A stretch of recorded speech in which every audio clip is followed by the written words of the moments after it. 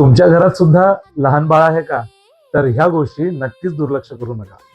लहान मूल म्हटलं की किती कोमल असतो आणि त्याचमुळे जसं आता पावसाळा आला आहे, त्यामुळे ह्या लहान मुलांमध्ये लगेच वातावरणातले बदल दिसतात आणि मग त्यांची इम्युनिटीची खरी परीक्षा आपल्या सगळ्यांना कळते.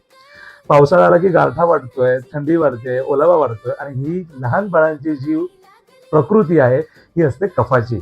त्यामुळे थोडासा सुद्धा गारठा वाढला, थंडावा वाढला, तर या लहान बाळांमध्ये ही 5 लक्षणं आपल्याला आवर्जून दिसतात. नंबर 1, यांना सतत बॉडीचं टेम्परेचर चेंज दिसतोय का?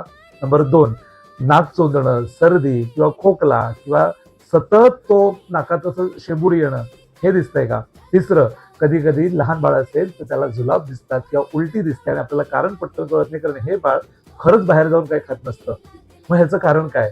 जर का ते बाळ आईच्या अंगावर दूध पित असेल आणि आईने जर का बाहेरचं काही आहार सेवन केला असेल तर ह्या गोष्टीचा त्रास या बाळाला सुद्धा होतो.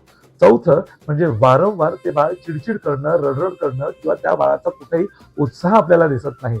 अशा गोष्टी आपल्याला दिसतात आणि सगळ्यात महत्त्वाचं की 5वं, आपल्याला बाळाला खूप द्यायचं आहे पण ते बाळ तोंडात काहीच घेत नाही किंवा त्याची स्वतःची इच्छा सुद्धा होत नाही.